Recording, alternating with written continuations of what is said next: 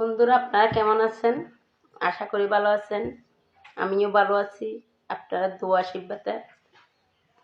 সকালে সবাই নাস্তা করছেন, আমি নাস্তা করার জন্য আসছি, নাস্তা করতেছি।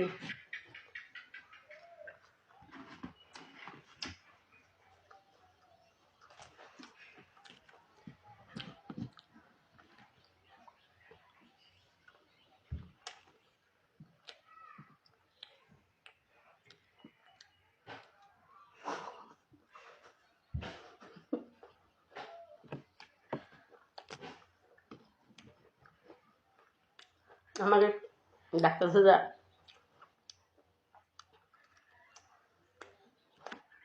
সেজন্য হাসতেছে। বেশি তাকাইন না, নজর লাগবে।